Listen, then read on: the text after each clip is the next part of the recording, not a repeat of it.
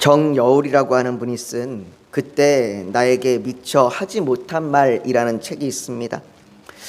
지나간 20대와 30대 그때에는 미처 알지 못하고 그래서 불안하고 삶이 흔들리는 그 시절들을 떠올리면서 40대가 된 그 나이에 그때 나에게 해주었던, 그때 20대와 30대에게 나에게 들려주고 싶은 말들을 기록한 책입니다.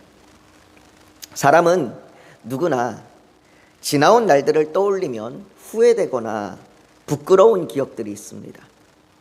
그때에는 정말 중요하다고 여겨서 그것에 집착하기도 하고 그것에 애쓰기도 했던 그 시간이 어느덧 지나고 나면 어느덧 그때 시각들을 좀 더 다른 시각으로 바라보게 되는 것이죠.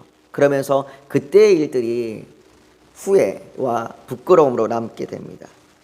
물론 그때의 시간들이 아무런 의미가 없는 것은 아닙니다. 그때면 그때 또 나름대로 그때가 그 중요한 것들을 해나갔던 것이겠죠. 사람은 그런 기억과 추억들이 쌓이고 때로는 후회 그리고 부끄러움으로 인해서 더 성숙하기도 합니다. 우리가 아무런 후회와 아무런 부끄러움이 없다면 어떻게 사람이 성숙하겠습니까? 그런 것들을 딛고 이기며 성숙해지는 거겠죠. 오늘 우리가 읽은 본문에도 한 제자의 후회와 부끄러움으로 인한 성숙함의 고백이 담겨 있습니다. 우리가 오늘 그 고백을 통해서 우리 자신을 좀 비춰보고 또 은혜를 나누는 시간이 되시기를 축복합니다. 요한복음은 12장을 시작하면서 1절에 유월절 엿새 전에 예수께서 베다니에 이르셨다라고 기록합니다. 그리고 그 베다니라고 하는 장소가 어떤 장소인지를 설명하는데 이어서 이곳은 예수께서 죽은 자 가운데서 살리신 나사로가 있는 곳이라고 말합니다. 마르다와 마리아, 이 두 여인의 남자 형제였던 나사로는 병이 들었습니다. 나사로의 병의 상태, 병이 어떤 병인지는 알 수 없지만 그의 병의 상태는 위중했습니다.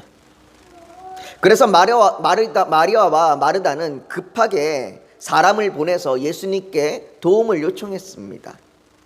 그러나 예수님께서는 죽을 병이 아니라 라고 말씀하시고는 바로 움직이지 않으셨습니다.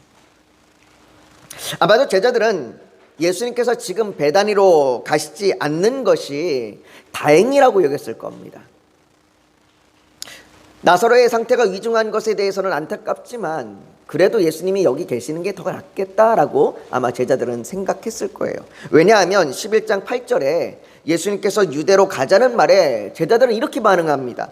제자들이 말하되 랍비여, 방금도 유대인들이 돌로 치려 하였는데 또 그리로 가려 하십니까? 예수님께서 막상 가자고 하자 제자들은 말렸습니다. 어떻게 해서든 예수님께서 이 베다니로 가시는 것을 제지해 보려고 했습니다. 그러나 제자들의 만류에도 예수님께서는 베다니로 가셨습니다. 그러나 이미 늦었습니다. 병이 들었던 나사로는 나흘 전에 죽었습니다. 조금만 더 빨리 오시지. 조금만 더 빨리 오셨으면 죽지 않았을 것을. 왜 이제야 오셨느냐라고 하는 마리아의 원망과 울음에 예수님은 비통하셨습니다. 예수님의 비통함은 나사로의 죽음 때문이 아닙니다. 나사로가 죽었기 때문에 예수님이 비통해 하신 것이 아닙니다. 예수님이 비통해 하신 건 아직도 하나님의 아들로 오신 예수님을 믿지 못하는 그들의 모습 때문에 비통해 하셨습니다. 예수님께서는 그들의 모습을 불쌍히 여기시며 그들이 믿고 하나님의 영광을 보도록 무덤에 있는 나사로를 살리시고 불러내셨습니다. 여러분, 이것은 참으로 엄청난 사건입니다. 그때나 지금이나 사람이 살아난다는 것, 그것도 죽은 자가 나흘이나 지나서 살아난다는 건 불가능한 일입니다. 그 불가능한 일, 그 엄청난 기적이 일어났기 때문에 그것도 자신들의 눈앞에서 그 죽은 나사로가 몸에 헌대를 감고 나온 것을, 살아나는 것을 본 사람들이 예수님을 믿기 시작하고 이 소문은 급속히 확산되었습니다. 그리고 사람들은 이 예수에 대하여 기대하기 시작합니다. 11장 55절과 56절에 보면 유대인의 유월절이 가까움에 많은 사람이 자기를 성결하게 하기 위하여 유월절 전에 시골에서 예루살렘으로 올라갔더니 그들이 예수를 찾기 시작합니다. 그러면서 성전에서 서서 말하되 너희 생각에는 어떠하냐? 그가 명절에 올라오지 아니하겠느냐? 라면서 그들이 예수님께서 오실 것을 기대합니다. 그들은 나사로를 살리신 예수, 도대체 그분이 어떤 분인가? 그분이라면 정말로 우리에게 놀라운 일을 일으키실 분이 아닌가라고 하는 그 기대감에 그들은 예수님께서 이번에 오시지 않을까? 이번에 예수님께서 성전에 오실 거야. 명절 때니까 당연히 오시겠지라며 기대한 겁니다. 그러나 한편으로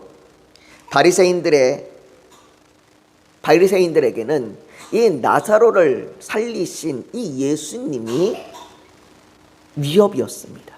나사로를 살린 이 사건은 바리새인들에게는 엄청난 도전이고 위협이었습니다. 그들은 이 일로 인해서 공회를 소집하고 그 공회로 모여서 말하기를 11장 48절에 만일 그를 이대로 두면 모든 사람이 그를 믿을 것이요 그리고 로마인들이 와서 우리 땅과 민족을 빼앗아 가리라라고 두려움을 느꼈습니다. 그리고 결국 53절에 이날부터 그들이 예수를 죽이려고 모의하리라라고 말합니다. 얼마나 그들이 도전을 느꼈고 얼마나 그들이 위협을 느꼈으면 이 나사로를 살리신 예수를 이들은 죽이려고 합니다. 그래서 예수님께서 잠시 예루살렘과 그 지역을 피해 에브라임으로 가셨습니다. 에브라임으로 피하셨습니다. 그리고 이제 때가 되었습니다. 에브라임에 머무셨던 예수님은 제자들과 함께 베다니로 향하셨습니다. 베다니는 예루살렘과 불과 2km 정도밖에 떨어져 있지 않은 아주 가까운 곳입니다. 골짜기 하나만 내려가면 예루살렘이에요. 산을 돌아서 우회해서 간다고 해도 길어야 5km 정도밖에 되지 않습니다. 예수님께서 베다니에 오셨다는 소문은 금방 전해졌습니다. 베다니뿐만 아니라 예루살렘에도 전해졌고 유월절을 맞이하여서 예루살렘에 오는 그 순례자들에게 예수님이 베다니에 계신다는 소문은 너무나 빨리 급격하게 전파됐습니다. 그래서 사람들은 예수님과 그리고 다시 살아난 나사로를 보기 위하여 베다니로 몰려들었습니다. 12장 9절에 보면 유대인의 큰 무리가 예수께서 여기 계신 줄을 알고 오니 이는 예수만 보기 위함이 아니요 죽은 자 가운데서 살리신 나사로도 보려 함이라 라고 이 당시 상황을 기록합니다. 베다니 그 작은 동네에 정말 많은 사람들이 몰렸던 것 같아요. 많은 사람들이 몰려서 어떻게 하면 예수님을 한번 볼 수 있을까? 어떻게 하면 그 나사로를 볼 수 있을까? 아마 나사로가 머물렀던 그 시몬의 집 근처에는 사람들로 인해서 북적북적 됐을 겁니다. 가뜩이나 명절이라 사람들이 가득 모이는데 아마 이때는 더 했을 겁니다. 그리고 이튿날 예수님께서는 제자 둘을 보내시면서 나귀 새끼를 풀어오라고 말씀하십니다. 예수님께서 나귀 새끼를 타고 예루살렘을 향하자 제자들과 나사로 그리고 그 베다니에서 예수님을 보기 위하여 모였던 그 수많은 무리들이 함께 예루살렘으로 향하여 가는 것입니다. 그들은 골짜기를 내려가고 산을 돌아서 그 수많은 무리들이 예수님을 앞세워서 앞으로 예루살렘을 향하여 나아가는 겁니다. 얼마 전까지 바리새인의 위협과 죽음을 피해서 가기를 망설이고 두려워했던 곳으로 이제는 승리자의 모습으로 가는 겁니다. 제자들은 더 이상 두렵지 않았습니다. 제자들은 더 이상 바리새인들의 위협과 예수를 죽이려고 하는 그들의 그 협박이 두렵지 않았습니다. 아니 두려움보다 오히려 곧 왕으로 나타나시어 자신들을 위협했던 바리새인과 사두개인들 그리고 사내들인 공회에 엄벌을 내리실 것을 기대하며 그들은 예루살렘으로 향하여 가는 겁니다. 이제 곧 예수님이 저들을 다 엄벌에 처할 거다. 예루살렘에 들어가자 그들의 기대는 더욱 확고해졌습니다. 왜냐하면 예루살렘에 모인 수많은 사람들마저 그 예수님을 자신들의 왕으로 받아들이는 것 아니겠습니까? 13절에 사람들은 종려나무 가지를 가지고 맞으러 나가 외치되 호산나 찬송하리로다, 주의 이름으로 오시는 이 곧 이스라엘의 왕이시여 라고 찬송하며 기뻐하며 소리를 높여 예수님을 왕으로 맞이합니다. 따랐던 무리들이 즐거이 따라가고 맞이하는 예루살렘의 성 사람들도 즐거이 예수님을 기쁨으로 맞이하는 겁니다.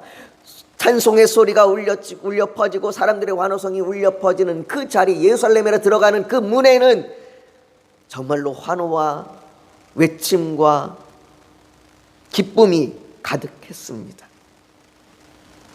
예수님께서도 이제는 이런 백성들의 기대를 받아들이시는 것 같습니다. 전에도 백성들이 예수님을 왕으로 삼으려고 했던 적이 있습니다.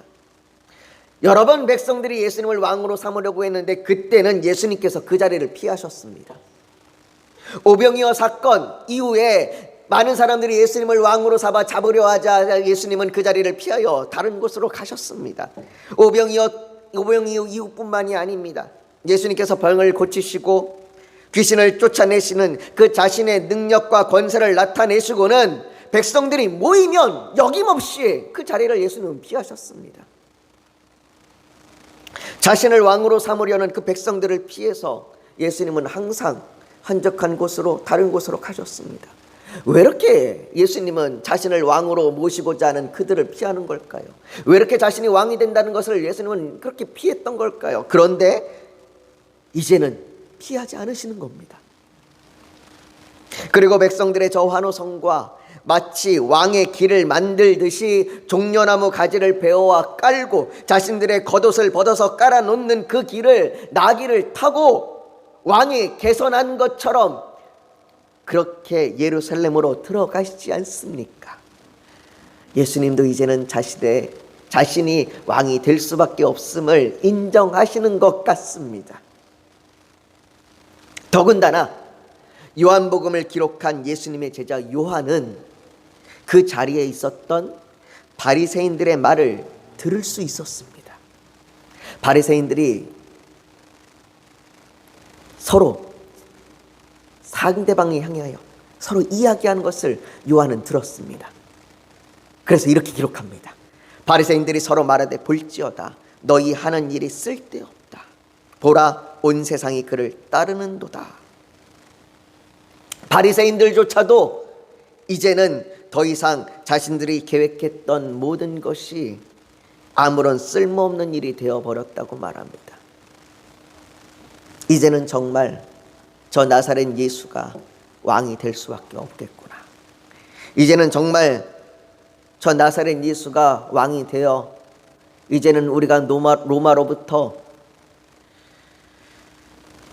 공격을 받을지도 모르겠구나.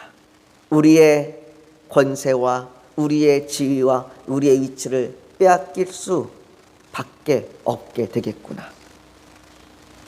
어쩌면 저 나사렛 예수가 그래도 로마를 무찌르고 우리를 강력한 나라로 세우는 왕이 되면 좋겠다라고 바리새인들이 서로가 서로에게 이야기하며 이제는 끝났다. 이제는 더 이상 우리가 어떻게 할 수 없다. 그렇게 그들조차 얘기했습니다. 그러나 그때는 깨닫지 못했습니다. 그렇게 왕으로 예루살렘에 들어가신 예수님께서 너무나 무기력하게 너무나 비참하게 십자가에 달려 돌아가실 줄 그때는 알지 못하였습니다. 예수님을 따르며 호산나 찬송하리로다 라고 외쳤던 무리들이 바라바를 내어주고 예수를 십자가에 못 박으라고 소리칠 줄 그때는 알지 못하였습니다. 그리고 그것이 예수님께서 택하신 길이라는 것을 그때는 알지 못하였습니다. 예수님께서 내가 세상을 이기었노라 라고 하신 말씀의 의미를 그때는 알지 못하였습니다. 그렇기에 제자들은 예수님께서 잡히시던 날 밤 예수를 버리고 도망하였습니다. 예수님의 십자가 아래 서 있던 제자 요한은 이것이 끝이 아님을 그때는 깨닫지 못하였습니다. 그래서 그는 오늘 본문을 기록하면서 16절에 이렇게 기록합니다. 우리 한번 같이 읽어볼까요? 같이 읽습니다. 시작. 제자들은 처음에 이 일을 깨닫지 못하였다가 예수께서 영광을 얻으신 후에야 이것이 예수께 대하여 기록된 것임과 사람들이 예수께서 이같이 한 것임이 생각났더라라고 그렇게 말하고 있는 겁니다. 제자들은 깨닫지 못하였습니다. 예수님께서 왕으로 오셨다는 것을 깨닫지 못하였습니다. 그들에게 십자가에 달린 유대인의 왕이라고 하는 명패는 그저 예수님을 조롱하는 소리였을 뿐입니다. 왕은 무슨 왕인가? 기대도 소망도 사라졌습니다. 예수님을 믿고 따랐던 그 시간이 야속하고 허망하기도 합니다. 제자들은 예수님께서 내가 진실로 진실로 너희에게 이르노니 한 알의 밀이 땅에 떨어져 죽지 아니하면 한 알 그대로 있고 죽으면 많은 열매를 맺으리라 라고 말씀하셨던 그 의미를 깨닫지 못하였습니다. 사랑하는 성도 여러분, 예수님께서는 왕으로 오셨습니다. 사람들이 호산나 외치면서 환호하고 맞이하는 것이 그가 왕이 되었음을 보여주는 것이 아닙니다. 사람들이 환호했기 때문에 예수님이 왕이 되신 것이 아닙니다. 사람들이 호산나 외쳤기 때문에, 그렇게 사람들이 예수님을 맞이했기 때문에, 그래서 바리새인들이 이제는 끝났구나, 이제는 더 이상 저 사람들이 따르는 것을 우리가 막을 수 없구나라고 얘기했기 때문에 예수님이 왕이 되신 것이 아닙니다. 여러분, 우리는 누군가가 환호를 받고 칭송을 받고 사람들로부터 높임을 받으면 그가 대단한 사람이 되었다고 말하고 그가 하는 일이 대단한 일처럼 여깁니다. 그래서 얼마나 많은 사람들이 그 사람을 따르는지 모릅니다. 그러나 여러분, 사람들이 그 환호하고 칭송하는 그 일들이 얼마나 쉽게 돌변하는지 빌라도의 법정에서 우리는 볼 수 있습니다. 대단하다고 여겼던 사람들이 얼마나 순식간에 무너지는지 우리는 너무나 많이 볼 수 있습니다. 오늘 본문 15절에 기록된 시온 딸아 두려워하지 말라 보라 너희 왕이 나귀 새끼를 타고 오신다함과 같더라 라는 이 말씀은 스가랴 9장 9절에 나오는 말씀입니다. 스가랴 9장 9절에는 이렇게 기록되어 있습니다. 시온에 따라 크게 기뻐할지어다. 예루살렘에 따라 즐거이 부를지어다. 보라 내 왕이 내게 임하시나니 그는 공의로우시며 구원을 베푸시며 겸손하셔서 나귀를 타시나니 나귀의 작은 것 곧 나귀 새끼니라. 예수님께서 나귀 새끼를 타고 오시는 것은 자기 자신이 어떤 왕이신지를 보여주시는 것입니다. 그분은 공의로우시며 구원을 베푸시는 겸손의 왕이십니다. 그렇기에 하나님의 아들이신 그분이 공의와 구원을 이루시기 위해 십자가를 지셨습니다. 복음서의 저자인 요한은 자신이 이때에는 깨닫지 못하였지만 그가 예수 그리스도의 죽음과 부활, 승천으로 영광을 받으신 이후에 성령을 통하여 깨달았다고 말합니다. 그러면서 그가 쓴 서신서인 요한일서 4장 9절과 10절에 하나님의 사랑이 이렇게 나타난 바 되었으니 하나님이 자기의 독생자를 세상에 보내심은 그로 말미암아 우리를 살리려 하심이라. 사랑은 여기 있나니 우리가 하나님을 사랑한 것이 아니요 하나님이 우리를 사랑하사 우리 죄를 속하기 위하여 화목제물로 그 아들을 보내셨음이라 라고 말하는 것이죠. 요한이 깨달은 것이 무엇입니까? 나귀 새끼를 타신 왕으로 오신 예수님, 그분은 세상을 폭력과 억압으로 통치하지 않으시고 그분이 모든 폭력과 상처, 아픔을 십자가에서 다 받으시고 자신의 목숨을 내어주신 그 하나님의 사랑으로 통치하신다는 것입니다. 이것이 왕으로 오신 예수님의 모습이시고 이것이 이 땅을 다스리시는 그분의 방법입니다. 그런데 우리는 이것이 깨달아지지 않습니다. 아니, 성경을 읽고 말씀을 들어서 머리로는 알겠는데, 내 지식으로는 알겠는데, 내가 예배 시간에 말씀을 듣고 말씀을 들으면 아멘으로 내가 반응을 하기는 하는데, 우리가 이런 왕이신 예수님을 인정할 수가 없어요. 예수님께서는 요한복음 12장 26절에 사람이 나를 섬기려면 나를 따르라, 나 있는 곳에 나를 섬기는 자도 거기 있으리니 라고 말씀하시는데, 우리는 예수님께서 계신 그 자리에 내가 있는 것이 싫어요. 예수님께서 고난을 당하시고 희생을 당하시고 침뱉음과 멸시를 받는 그 자리에 내가 있는 것이 두렵고 싫다는 말입니다. 섬기라고 말씀하시고 용서하라고 말씀하시는데 나는 나조차도 가진 것이 없는데 누구를 섬길 수 있고 어떻게 상처 주고 아픔을 주는 그들을 쉽게 용서할 수 있냐는 말입니다. 사랑하는 가족마저 용서하지 못하고 사랑하는 가족마저 섬기지 못하는데 어떻게 이웃을 섬기고 어떻게 많은 사람들을 사랑할 수 있느냐는 말입니다. 내가 세상에서 내 맘대로 하고 싶은 것 다 하면서 타락한 모습으로 살겠다고 말하는 것도 아니고, 예수를 믿으면서 이왕이면 가진 건 많아서 남을 도와주고 싶을 때 부족함 없이 도와주면 좋겠고, 이왕이면 큰 교회에서 넉넉함과 편한 여건으로 전 세계에 믿지 않는 자들에게 복음을 전하면 좋지 않겠습니까? 그런데 이것이 예수님께서 호산나 환호를 받는 것을 보면서 이왕이면 예수님의 좌우편에 앉아 다스리기를 바라는 그 깨닫지 못한 제자들의 모습과 무엇이 다르겠습니까? 저는 어제 저녁에 설교 준비를 마치고 잠자리에 들면서 설교 말씀을 다시 한번 묵상하면서 제가 언젠가부터 우리 성도들에게 계속해서 버티십시오, 견디십시오 이렇게 얘기했던 것이 정말로 무엇을 바라보면서 버티는 것인가, 무엇을 바라면서 견디라고 말하는 것인가를 뒤돌아보게 되었습니다.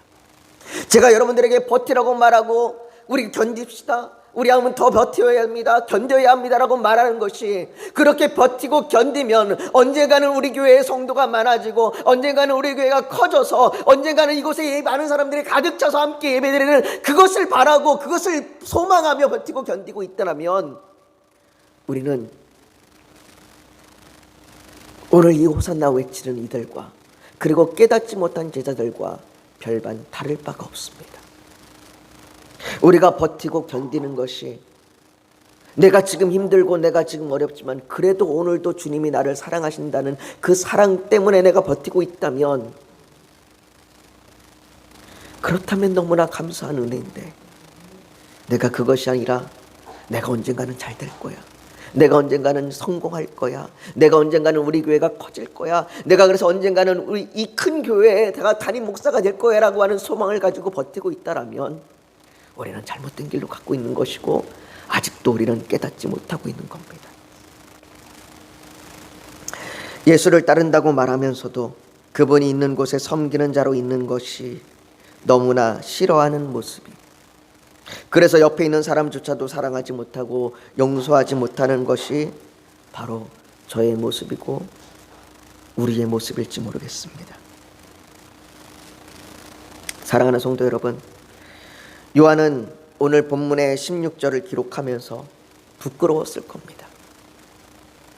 종려나무 가지를 흔들며 환호하는 그 무리들을 보며 금방이라도 무엇을 얻을 것처럼 헛된 그 승리에 도취되어 있는 그 자신의 모습, 그 자신의 모습을, 그렇게 깨닫지 못한 자신의 모습을 생각할 때에 그는 부끄러웠을 겁니다. 그래서 그 부끄러움 때문에 요한은 오늘 이 말씀을 기록하면서 16절에 제자들은이라고 말하지만 마치 자신의 모습을 떠올리며 내가 그때는 깨닫지 못했구나, 내가 그때는 부끄러운 자였구나라고 기록하는 것 같습니다. 그렇다면 우리는 무엇에 부끄러워합니까? 가진 것이 없어서 부끄러워하십니까? 남들로부터 인정받지 못하고 대접받지 못해 부끄러워하십니까? 몇 명 되지 않는 성도들이 모이는 이 교회가 너무나 작고 너무나 초라하고 너무나 보잘것없는 것 같아서 그래서 부끄러워하십니까? 만일 그렇다면 우리는 여전히 헛된 승리에 빠져 있는 모습일 것입니다. 우리가 부끄러워해야 하는 것은 아직도 그런 헛된 승리를 원하고 그래도 그것이 필요하다고 말하는 우리의 마음과 생각이 부끄러워야 할 겁니다. 우리가 아무리 복음을 말하고 십자가의 사랑을 말한다 해도 우리가 헛된 승리를 갈망한다면 여전히 십자가의 도가 우리에게는 미련한 것입니다. 이번 한 주간 우리는 고난 주간으로 보냅니다. 이 한 주간 우리가 십자가와 나 자신을 묵상하길 원합니다. 내가 정말 부끄러운 것이 무엇인가? 내가 정말 부끄러운 것이 십자가를 부끄러워하고 있는 것인가? 아니면 지금 나 자신의 모습을 부끄러워하고 있는 것인가?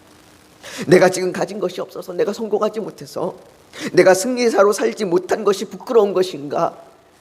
내가 십자가의 자리에 있지 못한 것이 부끄러운 것인가를 묵상하는 시간이 되시기를 예수님의 이름으로 축원합니다. 여러분, 이 시간 우리가 주님 앞에 좀 기도하며 나아가기를 소망합니다. 우리는 정말 무엇을 부끄러워하고 있습니까? 아직까지 내가 이 세상에서 승리자로 살지 못하는 것이 부끄럽다면 우리는 요한의 말처럼 아직 깨닫지 못한 겁니다. 우리는 깨닫지 못한 것입니다. 우리가 부끄러워해야 될 것은 그 깨닫지 못해서 아직도 헛된 승리를 갈망하는 우리의 모습이 부끄러움입니다. 우리가 이 시간 주님 앞에 기도할 때 주님, 내 헛된 욕망, 헛된 승리를 주님 다 내려놓고 내가 십자가를 부끄러워하는 자가 아니라, 내가 십자가를 미련한 자로 말하는 것이 아니라 내가 십자가에 서 있는 자가 되게 하여 주시옵소서. 이 시간 내가 그렇게 십자가의 자리에서 섬기는 자가 되기를 갈망하오니, 결단하오니 나를 인도하여 주시고 나를 붙들어 주시옵소서. 우리 그렇게 주님 앞에 지금 기도하며 나아가기를 소망합니다. 같이 기도하겠습니다. 여러분, 잠시 고개 숙여 더 묵상하기를 원합니다.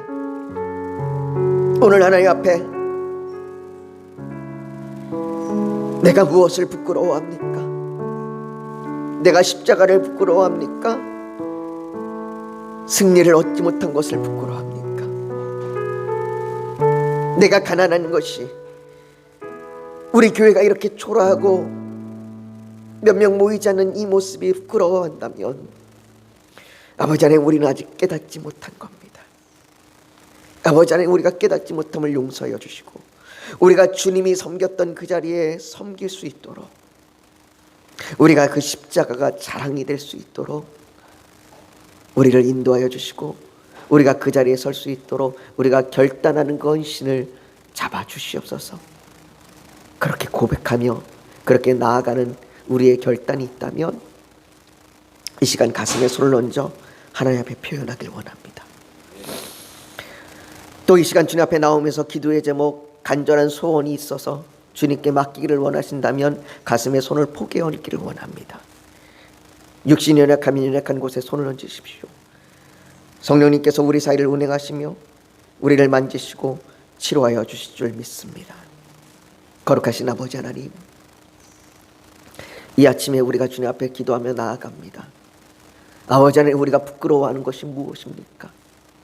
우리 정말로 아버지 하나님, 우리가 부끄러워하는 것이 우리가 갖지 못해서, 우리가 누리지 못해서, 우리가 인정받지 못해서 아버지 부끄럽다면 우리는 아직도 깨닫지 못한 자들입니다. 아직도 우리는 어떤 승리에 빠져서 우리의 원함을 위하여 호산나 외치는 자들일 뿐입니다. 아버지 하나님, 그렇다면 우리에게는 아직도 십자가의 도가 미련한 것이고 십자가의 도가 헛된 것입니다. 주님, 우리가 깨닫지 못한 우리의 모습을 용서하여 주시옵소서. 아버지, 용서하여 주시옵시고 우리가 십자가의 그 자리에 서게 하여 주시옵소서. 십자가가 우리의 자랑이 되게 하여 주시옵소서. 아버지 하나님, 우리가 그 주님이 섬겼던 그 자리에 섬기기를 원하오니, 그 자리에 서기를 원하오니 우리의 이 연심과 우리의 결단을 붙들어 주시옵소서. 아버지 하나님, 이 시간 그 고백으로 가슴에 손을 얹었습니다. 우리의 기도를 들어주시고 우리의 결단을 붙들어 주셔서 우리가 정말로 아버지의 십자가의 자리에서 정말로 섬기는 자가 되게 하여 주시옵소서. 아버지, 또한 이 시간 주님 앞에 나올 때에 우리의 기도 제목, 소원이 있어서 가슴에 손을 포개 얹었습니다. 아버지 하나님, 우리의 기도를 들어주시옵시고 우리의 기도에 응답하여 주셔서 우리가 정말로 아버지 하나님 앞에 온전히 서길 원하는 그 모든 기도 제목에 하나님의 뜻대로 이루어 주시옵소서. 그러나 아버지 하나님, 정말로 아버지 하나님께서 멈추라 하시면 멈추게 하시고 하나님께서 기다리라 하시면 기다리라, 기다리는 우리가 되게 하여 주시옵소서. 아버지 하나님, 우리의 기다림이 우리의 원하는 것들이 이루어지기 위한 기다림이 아니라 오늘도 하나님이 우리를 사랑하시기 때문에 기다림이 되게 하여 주시옵소서. 아버지, 우리의 육신이 연약합니다. 우리를 고쳐주시고 우리를 치료하여 주시고 우리를 회복시켜 주시옵소서. 아버지, 우리의 모든 질병이 고쳐지고 우리의 모든 아픔이 회복되고 우리의 마음의 상처들이 씻길 줄 믿습니다. 아버지 하나님, 우리를 인도하여 주시옵소서. 아버지 하나님, 이 시간 주께서 우리를 그렇게 붙드실 줄 믿으며 주께서 우리의 모든 기도 가운데 응답하시고 이 시간 정말로 여기 모여있는 한 사람 한 사람 가운데 하나님 임재하여 주셔서 함께 하실 줄 믿습니다. 주께서 우리와 함께 하실 그 주님을 찬양하며 이 모든 건 예수님의 이름으로 기도하옵나이다. 아멘.